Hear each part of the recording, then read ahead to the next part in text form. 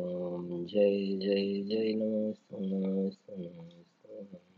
हरहन्तं नमो सिद्धाणं नमो ऐर्याणं नमो वज्रायाणं नमो लोके सवसां नमो समय साराय स्वानुभूत्या चकासते चित्स्वभावाय भावाय सर्वभावान्तरच्छ तीन भुवन में सार वीतराग विज्ञानताम् शिव स्वरूप शिवकार नमो त्रियोग समारिके। अध्यात्म प्रेमी आत्मज्ञानी पंडित श्री दौलतरामजी द्वारा रचित छडाड़ा ग्रंथ में 5મી ढाળ 12 भावना संवर भावना से पाठ करीशु। पहला जिन पुण्य पाप नहीं कीना आत्म अनुभव चित दीना तिन्हि विधि आवत रोके संबर लहि सुख अवलोके।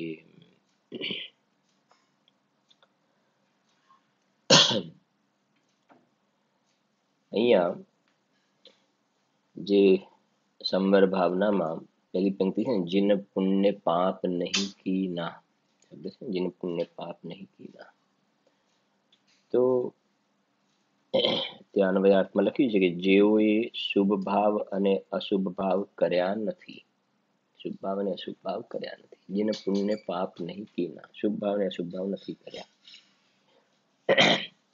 તો जिन पुण्य पाप नहीं कीना એમાં આપણે જોઈશું કે આ પુણ્ય પાપનું ન કરવું એટલે શુભાશુભ ભાવનું ન કરવું, બે રીતે ન કરવું આપણે સમજીશું. શુભ ને અશુભ ભાવ જે વિકારી ભાવ થાય છે, ભાવાશ્રવ, વિકારી ભાવ ભાવાશ્રવ નહીં કીના, જે જીવોએ આ શુભ ને અશુભ ભાવ નથી કર્યા ને, નહીં કીના, એમને સંવર જોવામાં આવે છે. તો એ શુભ ને અશુભ ભાવોનું ન કરવું બે રીતે, ફરીથી શુભ ને અશુભ ભાવોનું ન કરવું એ બે રીતે ન કરવું. એક તો જે શુભ ને અશુભ ભાવનું ન કરવું એ અભિપ્રાયની અપેક્ષાએ, અભિપ્રાયમાં શુભ ને અશુભ ભાવમાં કરતા બુદ્ધિ ઉડી જવી, શુભ ને અશુભ જે પરિણામ થાય છે એમાં કરતા બુદ્ધિ ઉડી જવી. તો એક તો જે સમયસારની શૈલીમાં છે ને, એક અભિપ્રાયની અપેક્ષાએ આશ્રવોથી નિવર્તવું, અભિપ્રાયની અપેક્ષાએ આશ્રવોથી નિવર્તવું, અને બીજું પરિણમનની અપેક્ષાએ આશ્રવથી નિવર્તવું, પરિણમનની અપેક્ષાએ. એટલે સમજીએ અભિપ્રાયની અપેક્ષાએ અને પરિણમનની અપેક્ષાએ બંનેમાં શું ફરક છે. તો પર્યાયમાં શુભ અશુભ ભાવ થાય પણ એ ગમે નહીં, એમાં હે બુદ્ધિ હોવી, એમાં ધર્મ બુદ્ધિ સુખ બુદ્ધિ ન હોવી, એને કર્તવ્ય ન જાણવું, એને ધર્મ કે ધર્મનું કારણ ન જાણવું, એ અભિપ્રાયની અપેક્ષાએ આશ્રવોથી નિવર્તવું છે. જે ચોથા ગુણસ્થાનથી શરૂઆત થાય. સમ્યક દર્શન થયું ને એટલે સંવર થયું, શરૂઆત. સમ્યક દર્શન થયું એટલે સંવરની શું થઈ? શરૂઆત થઈ. આપણે ભણ્યા પણ ખરા. ચોથા ગુણસ્થાનથી સંવરનો પ્રારંભ થયો, 14મા ગુણસ્થાને સંવર પૂર્ણ થયો. તો જે સમ્યક દર્શન જીવને પ્રગટ થયું તો સમ્યક દર્શન પ્રગટ થાય છે તો શુભ ને અશુભ ભાવ કંઈ કમ્પ્લીટ મટી નથી જતા. શુભ ને અશુભ ભાવ ચોથા ગુણસ્થાન વાળાને જોવા તો આવે છે. જો શુભ ને અશુભ ભાવ ચોથા ગુણસ્થાનમાં જો ચાલ્યા જ જાય કમ્પ્લીટ, તો પછી ચોથા ગુણસ્થાનમાં જ જીવ ભગવાન બની જશે ને. ચોથા ગુણસ્થાનમાં જ બહુ ધીરજથી શાંતિથી વાત સમજવી. તો ચોથું ગુણસ્થાન જ્યારે જીવને પ્રગટ થયું એટલે કે સમ્યક દર્શનની પ્રાપ્તિ થઈ, એટલે બીજી રીતે કહીએ કે મિથ્યા દર્શનનો સંવર થયો. સૌથી મોટું પાપ જે મિથ્યા દર્શન હતું ને, બંધના જે કારણ બતાવ્યા, મિથ્યાત્વ, અવિરતિ, પ્રમાદ, કષાય ને યોગ, એ બંધના કારણ છે. તો એમાં જે આ સૌથી પહેલા નંબરમાં મિથ્યા દર્શન ગયું ને, તો એ સૌથી મોટું પાપ મિથ્યા દર્શન ચાલ્યું ગયું. તમને ખ્યાલ છે કે સમ્યક દ્રષ્ટિ જીવને સમજો, સમ્યક દ્રષ્ટિ જીવને સાત તત્વની યથાર્થ શ્રદ્ધા લક્ષણ છે ને. સમ્યક દર્શનનું લક્ષણ છે વિપરીત અભિપ્રાય રહિત તત્વાર્થ શ્રદ્ધાન. એ સમ્યક દર્શનનું લક્ષણ છે. સમ્યક દર્શનનું લક્ષણ વિપરીત અભિપ્રાય. વિપરીત અભિપ્રાય એટલે માન્યતા, ખોટી માન્યતા રહિત. વિપરીત અભિપ્રાય, અભિપ્રાય માન્યતા એટલે ખોટી માન્યતા રહિત, એટલે ખોટી માન્યતા વગરનું તત્વાર્થ શ્રદ્ધાન. એ તત્વાર્થ શ્રદ્ધાનમ સમ્યક દર્શનમ સૂત્ર છે ને, તત્વાર્થ શ્રદ્ધાન સમ્યક દર્શન. તો તત્વ સાત છે. તત્વ સાત છે. આજે ચોથા ગુણસ્થાને સંવરનો પ્રારંભ થયો એટલે સમ્યક દર્શન થયું. તો થયું શું ત્યાં? આ પુણ્ય પાપ નહીં કીનાનો આપણે અર્થ સમજી રહ્યા છીએ કે થયું શું ત્યાં? કે સમ્યક દર્શન થયું એટલે સાત તત્વની શ્રદ્ધા થઈ. તત્વાર્થ શ્રદ્ધાનમ સમ્યક દર્શન, સાત તત્વની શ્રદ્ધા થઈ. તો સાત તત્વની જે શ્રદ્ધા થઈ, તો એમાં સમજો જીવ, જીવ, અજીવ, આશ્રવ, બંધ, સંવર, નિર્જરા ને મોક્ષ, સાત તત્વ આવ્યા. બરાબર. તો એમાં સાત તત્વમાં આશ્રવ તત્વ આવ્યું, આશ્રવ બંધ તત્વ. અને આશ્રવ બંધ તત્વમાં પુણ્ય પાપ પણ આવી જાય છે ભેગું, 9 પદાર્થ ગણીએ તો. બરાબર. એ તો આપણને ખ્યાલમાં પણ છે. આશ્રવ બંધમાં પુણ્ય પાપ ભેગા આવી ગયા. તો સમ્યક દ્રષ્ટિ જીવને આ આશ્રવ તત્વની એટલે કે શુભ ને અશુભ જે ભાવ થાય છે એ સંબંધની શ્રદ્ધા બરાબર છે. શ્રદ્ધા બરાબર છે. ભલે એના જીવનમાં શુભ ને અશુભ ભાવ જોવામાં આવે, પણ એની શ્રદ્ધા બરાબર છે. કે શું શ્રદ્ધા છે? કે આ શુભ ને અશુભ પરિણામ જે છે, આશ્રવ જે છે એ આશ્રવ દુઃખકાર ગનેરે. આશ્રવ જે છે એ દુઃખદાયક તત્વ છે. અશુભ ભાવ કે શુભ ભાવ કરવા લાયક નથી, એ ભોગવવા લાયક નથી. ના કરવા લાયક છે, ના ભોગવવા લાયક છે. ચોથા ગુણસ્થાન વાળા સમ્યક દ્રષ્ટિ જીવને બરાબર સમજવી વાત. ચોથા ગુણસ્થાન વાળા સમ્યક દ્રષ્ટિ જીવને આ પુણ્ય ને પાપ જે લખ્યું છે ને, એ સમ્યક દ્રષ્ટિ જીવને એ પાપના અશુભ ભાવ પણ જોવામાં આવે અને પુણ્યના શુભ ભાવ પણ જોવામાં આવે એના જીવનમાં. તો પાપના અશુભ ભાવમાં સમ્યક દ્રષ્ટિ જીવને આપણે પ્રસિદ્ધ છે ને કે જે પાપના પરિણામ પણ જોવામાં આવે. ભરતજી અને બાહુબલી બંને તદભવ મોક્ષગામી જીવ, એ જ ભવે મોક્ષગામી. ભરતજી ને બાહુબલી. તો બંને વચ્ચે જે લડાઈનો યુદ્ધનો પ્રસંગ બન્યો, તો એ ત્યાં જે સમજો સમ્યક દ્રષ્ટિ છે તો અશુભ ભાવ એમના જીવનમાં જોવામાં આવ્યો. રામચંદ્રજી લક્ષ્મણના મળદાને 6 મહિના લઈને ફર્યા, સાહિક સમ્યક દ્રષ્ટિએ ભવે મોક્ષે જવા વાળા. રાવણ સાથે લડાઈનો પ્રસંગ બન્યો, યુદ્ધમાં કેટલાય જીવો મર્યા પણ ખરા ત્યાં. સમ્યક દ્રષ્ટિ છે. તો સમ્યક દ્રષ્ટિ ચોથા ગુણસ્થાન વાળાને આવા પ્રકારના અશુભ ભાવ જોવામાં આવે. શ્રેણિક રાજા પહેલી નરકમાં છે, એ સિવાય નરકની અંદર અસંખ્ય સમ્યક દ્રષ્ટિ જીવો છે. ફરી સમજો, નરકમાં અસંખ્યાત મિથ્યા દ્રષ્ટિની વચ્ચે એક સમ્યક દ્રષ્ટિ, અસંખ્યાત મિથ્યા દ્રષ્ટિ વચ્ચે એક સમ્યક દ્રષ્ટિ, એવા નરકમાં અસંખ્યાત સમ્યક દ્રષ્ટિ છે. એ પણ ત્યાં માર કાઢતો સામે એને પણ એવી જાતિના પરિણામ ચાલુ જ છે ત્યાં. તો અશુભ ભાવ જોવામાં આવે છે, પાપના ભાવ જોવામાં આવે છે સમ્યક દ્રષ્ટિના જીવનમાં. આપણે કે આનો અર્થ કે જેને પુણ્ય પાપ નહીં કીના, નહીં કીના, તો જોવામાં તો આવે છે નહીં કીનાનો મતલબ શું?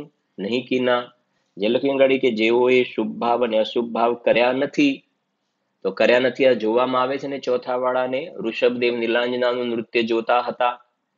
83 લાખ પૂર્વની જ્યારે દેહની સ્થિતિ હતી એ વખતે સભામાં નીલાંજનાનું નૃત્ય જોતા હતા. તે તો ભાવ તો અશુભ ભાવ છે. ચોથા ગુણસ્થાન વાળાને ધંધા વ્યાપારના પણ પરિણામ જોવામાં આવે. હજારો રાણીઓ છે, ચક્રવર્તીને 96,000 રાણી છે, તો ભોગના પરિણામ પણ જોવામાં આવે છે ચક્રવર્તીને. એ સિવાય પણ બીજા સમ્યક દ્રષ્ટિ છે, એને કુટુંબ પરિવાર છે, તો ધંધા વ્યાપારનો અશુભ ભાવ પણ જોવામાં આવે છે. અને અહીંયા લખી છે જુને પુણ્ય પાપ નહીં કીના. આ થયો અશુભ ભાવ. એવી રીતે સમ્યક દ્રષ્ટિને એના જીવનમાં શુભ ભાવ પણ જોવામાં આવે છે. દયાના, દાનના, પૂજાના, ભક્તિના પરિણામ પણ જોવામાં આવે. યાત્રાનો શુભ ભાવ જોવામાં આવે. મંદિર બનાવવાનો ભાવ પણ જોવામાં આવે. વિધાનના પણ ભાવ જોવામાં આવે. સ્વાધ્યાયના ભાવ જોવામાં આવે. તો શુભ ભાવ પણ જોવામાં આવે છે. તો સમ્યક દ્રષ્ટિ ચોથા વાળાની વાત કરીએ તો ચોથા ગુણસ્થાનમાં પાંચમામાં પણ આવે છે એ પ્રમાણે, પણ આપણે મુખ્ય ચોથાને સમજીએ આપણે.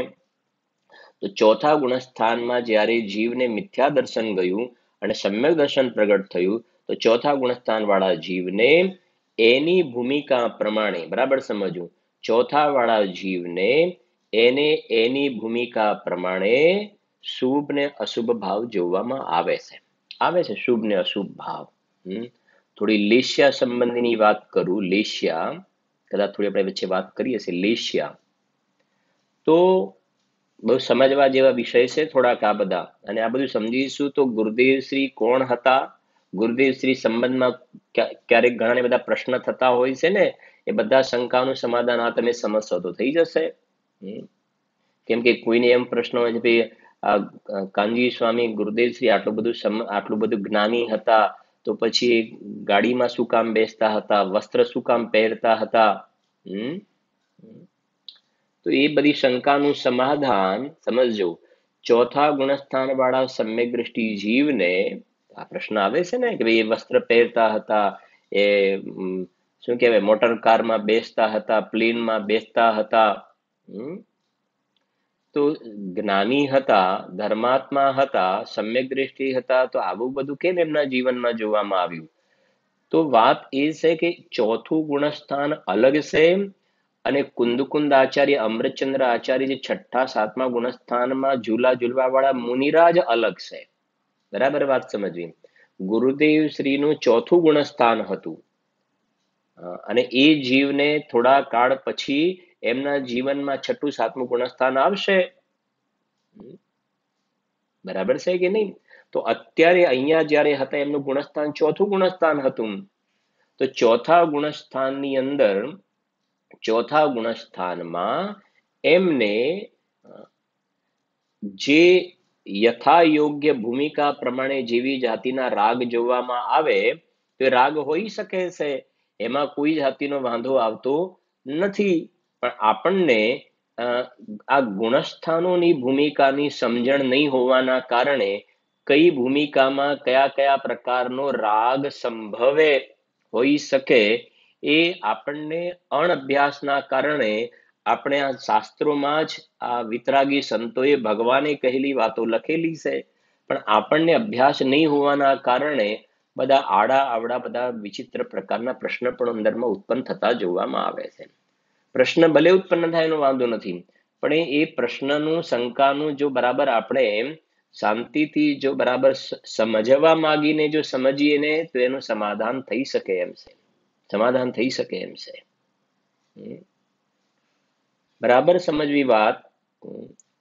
કે કેમ કે ગુરુદેવશ્રી પાસે પણ આ બધા પ્રશ્નો ઘણા આવતા હતા એમના સમયમાં. તો પહેલા આપણે એક સમજીએ કે આ જીવ દ્રવ્ય છે આત્મા, તો આત્મામાં અનંત ગુણ છે. આત્મામાં અનંત ગુણ છે. આપણે વચ્ચે વાત કરી, સૌથી પહેલા દ્રવ્ય ગુણ અને પર્યાય આપણે સમજવા જોઈએ. આ શરીરથી અંદર આત્મા જુદો છે, તો દ્રવ્ય ગુણ પર્યાય. તો જે આ દ્રવ્ય છે તેમાં અનંત ગુણ રહેલા છે. દર્શન, જ્ઞાન, ચારિત્ર, સુખ વગેરે અનંત ગુણના સમૂહને દ્રવ્ય કહેવાય. તો એ જે અનંત ગુણ છે એમાં એક શ્રદ્ધા નામનો ગુણ છે અને એક ચારિત્ર નામનો ગુણ. બે આપણે સમજો પહેલા, એટલે ક્લિયર થશે. આજીન પુણ્ય પાપ નહીં કિનારે.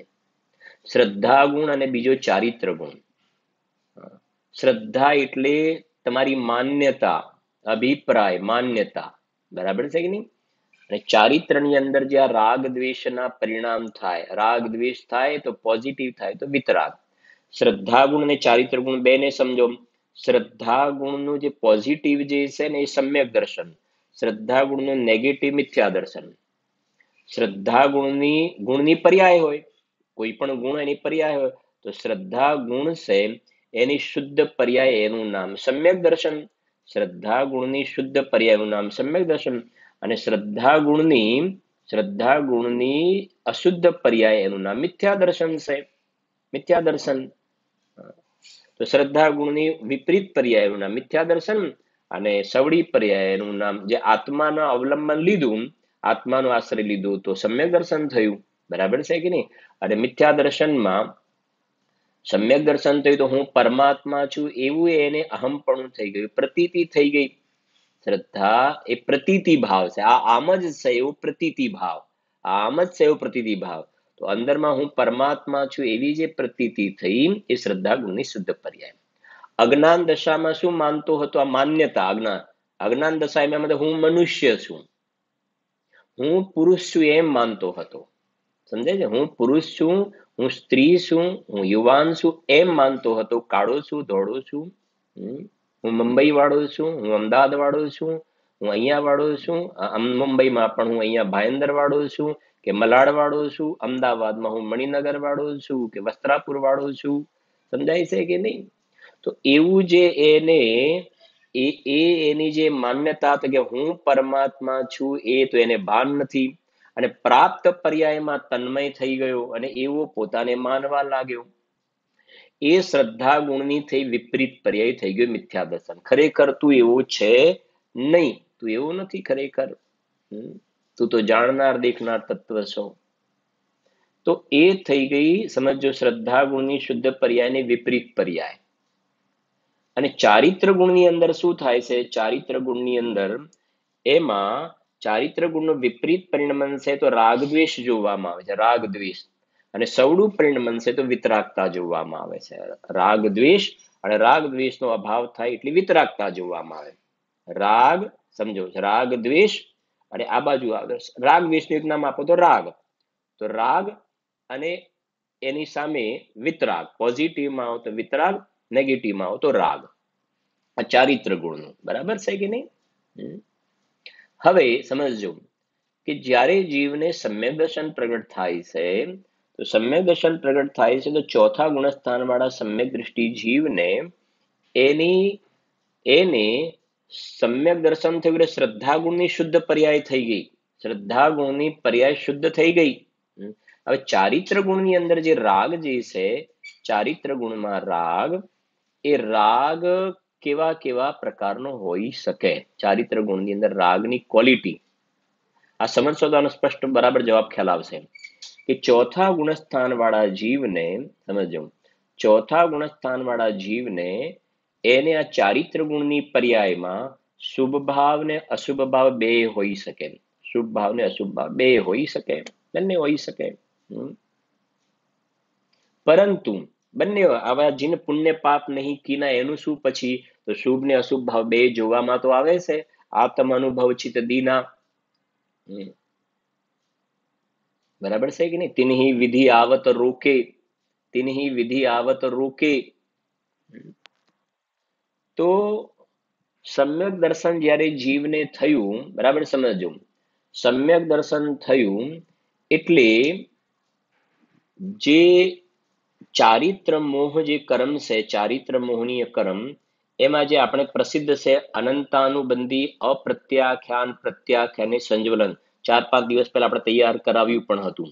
અનંતાનુબંધી કસાય, અપ્રત્યાખ્યાન કસાય, પ્રત્યાખ્યાન કસાય ને સંજ્વલન કસાય.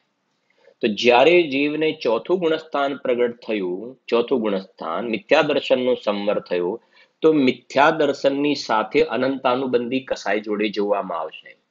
આપણે આ તમને ખ્યાલ પણ આવી જશે સરસ. આ મિથ્યા દર્શન એ શ્રદ્ધા ગુણની સાથે રિલેટેડ. મિથ્યા દર્શન શ્રદ્ધા ગુણ. અને આ અનંતાનુબંધી અપ્રત્યાખ્યાન પ્રત્યાખ્યાન ને સંજ્વલન, આ 4 આંગળીઓ આવી ગઈ ને અંગૂઠો જુદો પડી ગયો. એટલે આ જે થઈ ગયું, આ મિથ્યા દર્શન અને મિથ્યા દર્શનની સાથે આ અનંતાનુબંધી જોડે હશે જ. મિથ્યા દર્શન હોય સાથે અનંતાનુબંધી જોવામાં આવે. બરાબર છે ને? પછી અપ્રત્યાખ્યાન પ્રત્યાખ્યાન સંજ્વલનની વાત હમણાં આપણે નથી કરતા. મિથ્યા દર્શનની સાથે અનંતાનુબંધી તો હોય જ છે. હવે જ્યારે જીવને મિથ્યા દર્શન હોય ને, તો મિથ્યા દર્શનની સાથે રિલેટેડ બીજી 16 પ્રકૃતિ છે. મિથ્યા દર્શન સાથે રિલેટેડ 16 અને અનંતાનુબંધીની સાથે રિલેટેડ 25 પ્રકૃતિ છે. જે 148 પ્રકૃતિ છે ને, આપણે ગાતી અગાતીની ભણ્યા હતા. તો આ જે 41 પ્રકૃતિ છે, 41 41 પ્રકૃતિ, તો જ્યારે જીવને સમ્યક દર્શન થયું, તો આ મિથ્યા દર્શન અનંતાનુબંધી નીકળી ગયા. આ શ્રદ્ધા ગુણ સાથે, આ ચારિત્ર ગુણ સાથે રિલેટેડ 2 ગુણ ખાસ ભણવાના છે. 2 ગુણ, શ્રદ્ધા ગુણ અને ચારિત્ર ગુણ. આ સમજશો ને તો જૈન શાસનના કેટલાય બધા પડખા તમને ક્લિયર થઈ જશે. કેટલાય પ્રશ્નોનું શંકાનું સમાધાન થઈ જશે. થોડો સમજવાનો પ્રયત્ન કરજો. પ્રશ્ન થાય તો પ્રશ્ન કરવા પછી. બરાબર? સમજો. મિથ્યા દર્શનની જગ્યાએ હવે સમ્યક દર્શન થઈ ગયું ને, મિથ્યાત્વ હતું ને, તો આ એની સાથે અનંતાનુબંધી તો હતી જ. અનંતાનુબંધી હોય જ. હવે સમ્યક દર્શન થયું તો આ મિથ્યા દર્શનની જગ્યાએ સમ્યક દર્શન થયું. શ્રદ્ધા ગુણની શુદ્ધ પર્યાય થઈ ગઈ. ચારિત્ર ગુણની અંદર આંશિક શુદ્ધ પરિણમન થયું. અનંતાનુબંધી ગઈ. અનંતાનુબંધીનો રાગ દ્વેષ ગયા. અપ્રત્યાખ્યાન પ્રત્યાખ્યાન સંજ્વલન ઉભા છે. એટલે આપણે ચોથા ગુણસ્થાન વાળાને સમજીએ છીએ. ચોથા ગુણસ્થાન વાળાની ભૂમિકા. તો ચોથા ગુણસ્થાન વાળાને કેટલો કચરો નીકળી ગયો. કચરો કેટલો? આ જે કચરો હતો એમાંથી ચોથા વાળાને શ્રદ્ધાનો તો કમ્પ્લીટ કચરો નીકળી ગયો. શ્રદ્ધાનો કચરો નીકળી ગયો. હવે આ જે ચારિત્રની વાત કરીએ, ચારિત્રમાં આટલો કચરો નીકળ્યો, અનંતાનુબંધી વાળો કચરો નીકળ્યો. આટલો કચરો સાફ થઈ ગયો ચોથામાં આવ્યો એટલે. તો આટલો જે કચરો સાફ થયો ને, તો આટલો કચરો સાફ થયો તો પર્યાયમાં આટલી શાંતિ પ્રગટ થઈ. પર્યાયમાં આ નાસ્તિકની વાત કરે છે. પર્યાયમાં આટલી શાંતિ પ્રગટ થઈ. પર્યાયમાં આટલી વિતરાગતા પ્રગટ થઈ. અને એટલો આત્માનો આશ્રય થયો. ત્યાં આત્માનો આશ્રય થયો, આ કચરો સાફ થયો, એટલી વિતરાગતા થઈ પર્યાયમાં, એટલી શાંતિ પ્રગટ થઈ, એટલું સુખ પ્રગટ થયું. એટલું સુખ પ્રગટ થયું. એટલે સંવર લઈ સુખ અવલોકે. આ જે કષાયોની ભઠ્ઠીમાં સળગતો હતો ને, એ કારણ કે હોળી સળગતી હતી. એ હોળી સળગતી હતી ને, એ હોળી સળગતી હતી, બુઝાવવાની શરૂઆત થઈ. પાણી છંટાવાનું શરૂ થયું. હોળી બુઝાવવા માટે પાણી છાંટે ને, આગ લાગી હોય તો પાણી છાંટે. પાણી છાંટવાનું શરૂ થઈ ગયું. છે ગાથા છે, હમણાં અત્યારે ખુલતા નથી એમના. વાંચજો તમે, ચોથી ઢાળની અંદર ગાથા છે. તાસ ઉપાય આન ગન જ્ઞાન બુઝાવે. જંગલમાં ચારે બાજુ આગ લાગી હોય ને, આગ લાગી હોય તો હવે આગને બુઝાવવા માટે શું કરવું પડે? આગને બુઝાવવા માટે શું કરવું પડે? કે આગને બુઝાવવા માટે એક એક ડોલ પાણીથી થોડું ચાલે. જંગલમાં મોટી ભયંકર આગ લાગી છે, તો એને બુઝાવવા માટે ઉપરથી ધોધમાર વરસાદ પડે ને, ધોધમાર વરસાદ પડે તો આગ બુઝાઈ જાય. એમ કે છે કે અંદરમાં જે કષાયોની ભઠ્ઠીમાં જીવ સળગી રહ્યો છે ને, આ કષાયોની ભઠ્ઠીમાં જીવ સળગી રહ્યો છે, તો કે એને બુઝાવવાનો ઉપાય તાસ ઉપાયન આન ઘન જ્ઞાન બુઝાવે. આ જે અંદરમાં રાગ દ્વેષમાં શેકાઈ રહ્યો છે જીવ, રાગ દ્વેષમાં વાસ્તવમાં બહારમાં ગરમીમાં શેકાવું જ નથી. કેમ કે આવી જેઠ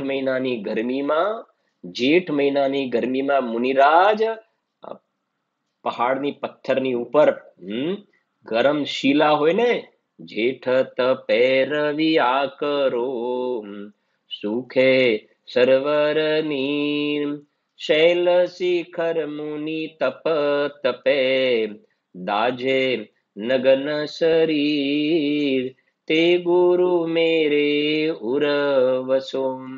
ભૂદરદાસજી છે ગુરુ સ્તુતિ બહુ સુંદર બનાવી છે. શું કહે છે? वे गुरु चरण जहाँ धरे, जग में तीर्थ वे, सूरज मम मस्तक चढ़ो, धर्मी मागे सूरज भू ते गुरु मेरे उरवसो, क्या जेठ तपेरविया करो। जेठ મહિનાની ભયંકર ગરમી, સુખે સરોવર નીર, સરોવરમાં પાણી સુકાઈ જાય, શૈલ શિખર મુનિ તપ તપે, શૈલ શિખર, હા હા, પહાડની ઉપર જે શિખર ઉપર નીચે પથ્થરની શિલા રચાય છે, ધ્યાન કરે છે, ઉપરથી ગરમીના ગોળા પડે છે, નીચે પથ્થરની શિલા, પણ અંદરમાં હા સમતા રસ પાન પિયા કરતે સુખ દુઃખ દોનો કી ઘડી, અંદરમાં ભગવાન આત્માના આશ્રય, શુદ્ધાત્માના આશ્રય આ કષાયોની ભઠ્ઠી નથી સળગતી એમને. દેહ ભલે સળગે, દેહ ભલે સળગે, હવે મારી એ તો અજીવ તત્વમાં જાય છે ને, એની મારી સાથે કોઈ સંબંધ નથી. અંદરમાં અમારી પર્યાયમાં ભગવાન આત્માના આશ્રય અમે આત્માના અતિન્દ્રિય આનંદના એર કન્ડિશનને ભોગવીએ છીએ.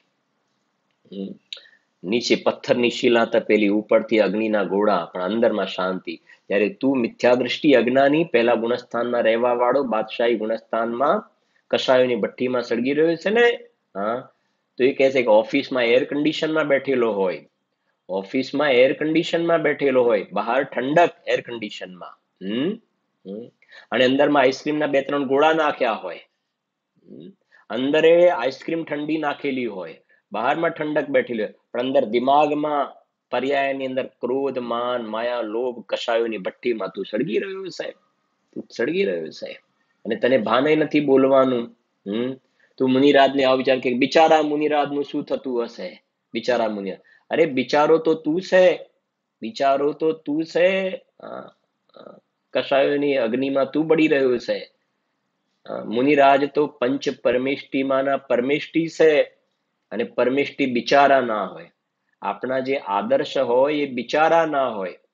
તને વિવેક નથી ને, એટલે તને એમ થાય કે આ કુંદકુંદ આચાર્ય, અમરચંદ્ર આચાર્ય, વનવાસી વિતરાગી સંતો, આવી ગરમીમાં એમને શું થતું હશે, પાછું બિચારા શબ્દ પણ લગાવી દેતું.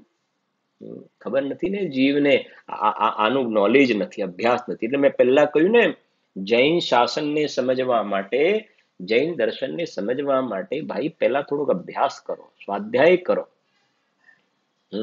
સ્વાધ્યાય નહીં કરો તો આ બધી ક્રિયાઓની સાથે રિલેશન શું છે કઈ ખબર નહીં પડે. સ્વાધ્યાય કર્યા વગર કોરી ક્રિયાથી શું મતલબ છે? એટલે ને પરિણામ વિનાનું ક્રિયાનું કઈ ફળ નથી. ક્રિયાનું ખરેખર ફળ જ નથી, પણ પરિણામ અંદરમાં થોડો અભ્યાસ હશે તો ખબર પડશે ને આપણને કઈક. તો જો સમજજો, એટલે ખાસ શ્રદ્ધા ગુણ ને ચારિત્ર ગુણ બેનું ફંક્શન સમજો તો આમાંથી જવાબ મળશે આપણને. શ્રદ્ધા ગુણ ને ચારિત્ર ગુણ. તો જ્યારે જીવને ચોથું ગુણસ્થાન આવ્યું ને, ચોથું ગુણસ્થાન, તો આ શ્રદ્ધા સમ્યક થઈ ગઈ. ક્ષયોપશમ સમ્યક તો ચલમલ અગાઢ દોષને આપણે ગણતરીમાં નથી લેતા, બહુ મોટો ઇસ્યુ નથી. સમજજો 3 પ્રકારના સમ્યક તો છે ને. તો શ્રદ્ધા સમ્યક થઈ ગઈ, બરાબર. ચારિત્રની અંદર વિચાર કરીએ તો ચારિત્રની શુદ્ધિમાં ક્રમ પડે છે, ચારિત્રની શુદ્ધિમાં ક્રમ પડે છે. એટલે પેલા અનંતાનુબંધી જશે, પછી અપ્રત્યાખ્યાન જશે, પછી પ્રત્યાખ્યાન જશે, પછી સંજ્વલન જશે, જે આપણે પછી ભણીશું. આપણે અવિરતિ, પ્રમાદ, કષા, યોગ બધા જે ક્રમ છે, આની સાથે જે થોડું ઘણું ગોઠવાય છે ને પછી ગોઠવીશું આપણે. પણ એક તમને ખ્યાલ આવે, શ્રદ્ધામાં ભડાક દઈને સુધારો થઈ ગયો. 100% શુદ્ધ, 100% અશુદ્ધ, સમ્યક મત મિથ્યા પરિણમન, બરાબર. કરણાન યોગની અપેક્ષા નાના જે ભેદ છે એને આપણે અત્યારે ટચ નથી કરતા, મોટા રૂપથી સમજી લો. અત્યારે જે મેઇન ખાસ છે શુદ્ધ, તો એ સમ્યક દર્શન કાં તો મિથ્યા દર્શન, બરાબર છે કે નહીં? સમ્યક દર્શન કાં તો સમ્યક દર્શન થઈ ગયું. આ જે ચારિત્રમાં ચોથું ગુણસ્થાનમાં અનંત અનુબંધી ગઈ, તો એટલો રાગ ગયો, એટલો રાગ ગયો. પછી અપ્રત્યાખ્યાન જશે, પછી પ્રત્યાખ્યાન જશે, પછી સંજ્વલન જશે, બરાબર. તો આ સમજો અનંતાનું. હવે આ શું થયું આને સમજો. હવે શ્રીમદજીએ લખ્યું છે એક બહુ જ સરસ વાક્ય, સર્વ ગુણાંશ સમ્યક્ત્વ. એને આપણે જોઈશું પણ ખરા. સર્વ ગુણાંશ સમ્યક્ત્વ, સર્વ ગુણાંશ સમ્યક્ત્વ, આ ખ્યાલ આવશે. સમ્યક્ત્વ શબ્દ આવ્યો, સમ્યક્ત્વ, તો સમ્યક દર્શન થયું ને, તો શ્રીમદજીએ સમ્યક દર્શનની ડેફિનેશન કેવી રીતે આપી છે? શ્રદ્ધા ગુણનું શુદ્ધ પરિણામ અને સમ્યક દર્શન, એ તો છે જ. શ્રદ્ધા ગુણનું શુદ્ધ પરિણામ અને સમ્યક દર્શન. તો શ્રીમદજીએ જે વાત કરી ને કે સમ્યક દર્શન જ્યારે જીવને થાય છે, સમ્યક દર્શન, એ વખતે આત્મામાં જે અનંત ગુણો છે, અનંત ગુણો, એ બધા ગુણોનું પણ આંશિક શુદ્ધ પરિણમન શરૂ થઈ જાય છે. આંશિક શુદ્ધ પરિણમન શરૂ થઈ જાય છે. આંશિક એટલે થોડું, ભલે પૂરું પૂરું ના થાય. ચોથામાં જેમ શ્રદ્ધા શુદ્ધ થઈ ગઈ, ચોથામાં જેમ શ્રેણિક રાજાને ક્ષાયિક સમ્યક તો થઈ ગયું, ચોથામાં અહીંયા ક્ષાયિક સમ્યક તો થઈ ગયું, ક્ષાયિક સમ્યક તો રાજા શ્રેણિકને થઈ ગયું. રામચંદ્રજીને ક્ષાયિક સમ્યક તો હતું, બરાબર છે કે નહીં? ભરત ચક્રવર્તીને ચોથા ગુણસ્થાનમાં ઘરમાં અહીંયા ક્ષાયિક સમ્યક તો હતું, ક્ષાયિક સમ્યક દૃષ્ટિ ઘરમાં રહે છે, ક્ષાયિક સમ્યક દૃષ્ટિ ઘરમાં રહે છે. શ્રેણિક રાજા અત્યારે પેલી નરકમાં છે, ક્ષાયિક સમ્યક્ત્વ છે. તો સમજો ગુણસ્થાન ચોથું છે, તો શ્રદ્ધા ગુણનું તો શુદ્ધ પરિણમન થઈ ગયું, શ્રદ્ધા ગુણનું શુદ્ધ પરિણમન થઈ ગયું. એ વખતે બરાબર સમજો, શ્રદ્ધા ગુણનું શુદ્ધ પરિણમન થાય એ વખતે બાકીના આત્મામાં આ ચારિત્રની વાત કરી એવી રીતે બાકીના જે બધા યોગ ગુણ છે, વીર્ય ગુણ છે ને, બાકીના બધા ગુણો, જ્ઞાન ગુણ છે, તો બાકીના બધા ગુણોનું આંશિક શુદ્ધ પરિણમન શરૂ થઈ જાય છે. થોડું થોડું શરૂઆત થઈ જાય છે, ત્યાં આગળ શુદ્ધતાની સ્ટાર્ટ થઈ જાય છે શુદ્ધ પરિણમન. હવે ચોથા ગુણસ્થાન લખ્યું સર્વ, બરાબર લખી દઉં તમારી નોટમાં, અને સમજીશું પણ ખરા. અત્યારે એમાં હું વધારે નથી જતો, કેવી રીતે પછી સમજીશું. બહુ સરસ ટોપિક છે, ગુરુદેવશ્રીએ બહુ સરસ ખુલાસા કર્યા છે એના. સર્વ શબ્દ લખ્યો, સર્વ ગુણ, સર્વ ગુણ આવે એટલે આત્મામાં જે બધા ગુણો છે, પછી અંશ, સર્વ ગુણાંશ, ગુણાંશ ગુણનો અંશ, તો બાકીના બધા ગુણો જે છે એનું આંશિક શુદ્ધ પરિણમન શરૂ થાય છે, સમ્યક દર્શન થાય છે એ વખતે. અને આ મોક્ષ માર્ગ પ્રકાશકમાં ટોડરમલજીએ રહસ્યપૂર્ણ ચિઠ્ઠીમાં પણ આ વાત લખી છે. ગુરુદેવ સર્વગુણા સમ્યક્ત્વની જ્યારે વાત આવે ને ત્યારે એને હંમેશા યાદ કરે છે કે ચોથા ગુણસ્થાનમાં જ્ઞાનાદિ ગુણો એક દિશ પ્રગટ થાય છે. સમ્યક્ત્વ થતા બતાવું તમને મોક્ષ માર્ગ પ્રકાશકમાં, થોડોક વિષય આજનો એવું લાગશે પણ આ બહુ પ્રયોજનભૂત તાત્વિક સમજવા જેવું છે, અને આ સંવરની અંદર તો આ બધી ચર્ચા કરવી ખૂબ જરૂરી છે, તો જ આ પ્રકરણને આપણે ન્યાય આપ્યો એમ પણ કહી શકાશે. બરાબર, ન સમજાય તો 2 વાર 3 વાર સાંભળજો, પ્રશ્ન પણ કરજો, પણ આ બેઝિક છે. બાકી તો પ્રવચન તો બધાના બહુ સરસ બધું સારું તો લાગશે જ આપણને, બરાબર છે કે નહીં? તો પ્રવચન તો બધા વિદ્વાનોના સારા જ લાગવાના છે આપણને, કેમ કે બધા વિદ્વાનો જે છે આ ગુરુદેવશ્રીએ વાત કરીને એ જ વાત, અને ગુરુદેવના પ્રવચનો બધા આપણને સારા જ લાગવાના છે. પણ સારા લાગવાની સાથે સારા લાગે છે એટલે આપણને વિશુદ્ધ પરિણામ છે, વિશુદ્ધ પરિણામ, પણ એ વિશુદ્ધિની અંદર પણ વધારે વિશુદ્ધિ બનાય. ગુરુદેવ ક્યાં શું કહેવા માંગે છે ને એ વસ્તુ આપણને વધારે ક્લેરિટી થાય. જ્યાં જ્યાં આપણે સ્કીપ થઈ જતા હોય, જ્યાં આપણે છૂટી જતા હોય, જ્યાં આપણને આ ગુરુદેવના પ્રવચનોમાં જે ભાવો વધારે ગુરુદેવ ખોલી રહ્યા છે પણ આપણને એ ભાવોને પકડી નથી શકતા ને, તો એ ભાવો આપણને વધારે પકડમાં આવે. એટલા માટે થોડીક આ વસ્તુને આપણે કે ને થોડું ડિટેલમાં આ વસ્તુને આપણે સમજી રહ્યા છીએ. જુઓ આમાં ટોડરમલજી લખ્યું છે ચોથા ગુણસ્થાનમાં, જો એ લખ્યું છે પેજ નંબર 353 ઉપર છેલ્લેથી બીજી લીટી, કે એ જ પ્રમાણે 353 પેજ ઉપર બીજી લીટી. એટલા માટે કહું છું ગુરુદેવ શ્રી જ્યારે સર્વગુણા સમ્યક તો બોલે એ વખતે આને યાદ કરે છે હંમેશા. એ જ પ્રમાણે ચોથા ગુણસ્થાનમાં આત્માને જ્ઞાન આદિ ગુણો, ચોથા ગુણસ્થાનમાં લખી જુઓ, આત્માને ચોથા ગુણ જ્ઞાન આદિ ગુણો એક દેશ પ્રગટ થયા છે, તથા 13મા ગુણસ્થાનમાં આત્માને જ્ઞાનાદિ ગુણો સર્વથા પ્રગટ થાય છે, સર્વથા પ્રગટ. ચોથા ગુણસ્થાનમાં તો આપણે ક્ષાયિક સંકેત પકડીને ચાલીએ તો ચોથા ગુણસ્થાનમાં સમ્યક દર્શન તો શુદ્ધ થઈ ગયું. ઔપસમિક સમ્યક તો પણ ક્ષાયિક જેવું નિર્મળ છે, ક્ષયોપશમને મોટો ઇસ્યુ નથી ત્યાં આગળ, એવો કોઈ મોટો દોષ નથી ત્યાં. તો ચોથા ગુણસ્થાનમાં ચોથું ગુણસ્થાન પ્રગટ થયું તો પંડિતજી કેટલી સરળ લખી, ચોથા ગુણસ્થાનમાં આત્માને જ્ઞાન આદિ ગુણો લખ્યા. જ્ઞાન આદિ, શ્રદ્ધા નથી લખ્યું, શ્રદ્ધા તો શુદ્ધ થઈ ગઈ, શ્રદ્ધા તો શુદ્ધ થઈ ગઈ, પણ બાકી જ્ઞાન આદિ ગુણો એટલે કોઈ ને જ્ઞાન ગુણ, ચારિત્ર ગુણ, સુખ ગુણ, હા, યોગ ગુણ, વીર્ય ગુણ, હમ, એ બધા ગુણોનું, એ બધા ગુણો લઈને એક દેશ પ્રગટ થાય છે. એક દેશ એટલે ખ્યાલ આવ્યો ને, આંશિક પ્રગટ થાય છે, પાર્શિયલ એક દેશ પ્રગટ થાય છે, પૂર્ણ પ્રગટ નથી થતા. જેમ કે પેલો બીજનો ચંદ્રમા, ખ્યાલ આવ્યો ને હવે, બીજનો ચંદ્રમા અને પૂનમનો ચંદ્રમા. તો બીજનો ચંદ્રમા અને પૂનમના ચંદ્રમામાં શું ફરક છે કે બીજના ચંદ્રમામાં જે પૂનમનો ચંદ્રમા હોય છે ને, એની બધું જોવામાં આવશે, પણ પાર્શિયલ જોવામાં આવશે, પાર્શિયલ જોવામાં આવે. અને પૂનમના ચંદ્રમાં પૂરેપૂરું ખીલેલો જોવામાં આવે છે. એવી રીતે ચોથા ગુણસ્થાનમાં ગુરુદેવ ને ચોથું ગુણસ્થાન આવ્યું એટલે બીજ પ્રગટી. આપણા ગુરુદેવના પ્રવચનમાં કેટલી વાર આવે છે કે બીજ થઈ તો પૂનમ થઈ છૂટકો, બીજ થઈ તો પૂનમ થઈ. એમ ચંદ્રમાની બીજ થઈ ને તો પછી પૂનમ આવે કે ના આવે, કે નહીં નહીં કે ના આવે, કોઈ કે આઠમ નવમ પછી નહીં આવે આગળ, અરે એવું બને નહીં. બીજ થઈ તો આ આટલા દિવસ પછી 13 દિવસ પછી પૂનમ થશે, થશે ને થશે, થશે. બસ બીજ થઈને પૂનમ થશે. એમ જેને ચોથા ગુણસ્થાનમાં સમ્યક દર્શનની બીજ પ્રગટ થઈ ને, ચોથા ગુણસ્થાનમાં આ સર્વ ગુણાંશ સમ્યક બીજ પ્રગટ થઈ, તો બીજ પ્રગટ થઈ તો બાકીના ગુણો જે છે એ અલ્પકાલમાં ખીલીને 13મું ગુણસ્થાન આવશે, સિદ્ધદશા આવશે, પૂનમ આવશે ને પૂનમમાં પૂર્ણ માસ ખીલી જાય. એમ બધા ગુણોની પૂર્ણતાને લક્ષે શરૂઆત, તે જ સાચી શરૂઆત. એ બધા ગુણોનું પૂર્ણ શુદ્ધ પરિણમન પણ થશે, થશે ને થશે. આજે કહેવાય ને, નથી કહેતા કે પેલું શું કહેવાય ને, એને શું કહો છો તમે, જેની શરૂઆત સારી તો અંત પણ સારો, એવું બીજું પણ કંઈક આવે છે. તો એ કહે છે કે શરૂઆત થઈ ગઈ ને, બધા ગુણોનું આંશિક શુદ્ધ પરિણમન શરૂ થયું. હવે કેટલા કેટલા ભાવો ભરેલા છે આમાં. એક ગુણનું અનંત ગુણમાં રૂપ છે, એક ગુણનું અનંત ગુણમાં રૂપ છે. તો બાકીના બધા ગુણોની અંદર આંશિક શુદ્ધ પરિણમન થયું તો બરાબર સમજજો. એને પછી આપણે સમજીશું અલગથી આખું પ્રકરણ. તો અત્યારે આપણે આને બેને લઈને ચાલીએ છીએ, આપણે હમણાં તો તમને મોટા રૂપમાં ખ્યાલ તો આવ્યો છે કે જ્ઞાન ગુણમાં, પછી ચારિત્ર ગુણ, પછી સુખ ગુણમાં, આગળ જેમ જેમ ગુણસ્થાનમાં વધે બાકીના બધા ગુણોનું શુદ્ધ પરિણમન થાય છે.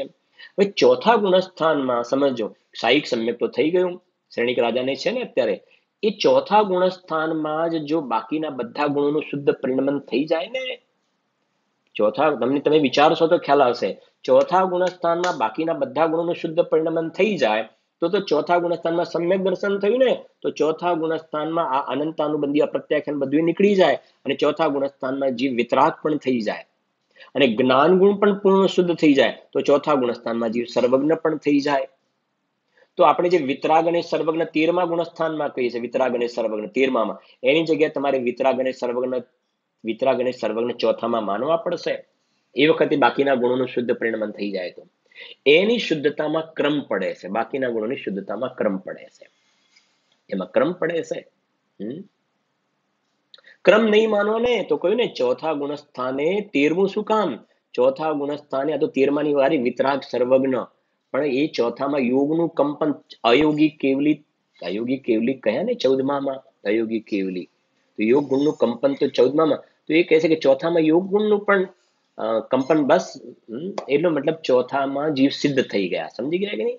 ચોથામાં જ જેમ સાહિક સમ્યક્ત્વ થયું, તો ચોથામાં બાકીના બધા ગુણોનું પણ શુદ્ધ પરિણમન થઈ ગયું, એ સમય ચોથામાં બાકીના બધાનું, તો એનો મતલબ ચોથામાં જીવ સિદ્ધ થઈ ગયો, ચોથા ગુણસ્થાનમાં જીવ સિદ્ધ થઈ ગયો. તમે વિચાર કરશો તો ખ્યાલ આવશે કે તમને અંદરમાં આમ આનંદ આવશે કે અરે શું વાતો છે આ જૈન શાસનની. આ કોઈ રાજા રાણીની વાત નથી. ગુરુદેવ કહે એક આવ્યો, શું કહેવાય ને, એક પેલો ચક્કો આવ્યો, પછી એક દાણો લઈ ગયો, ચોખાનો દાણો, ચક્કી આવી, એક દાણો લઈ ગઈ, ચક્કો ચક્કી, એવી કોઈ આ બધી રાજા રાણીની વાતો નથી.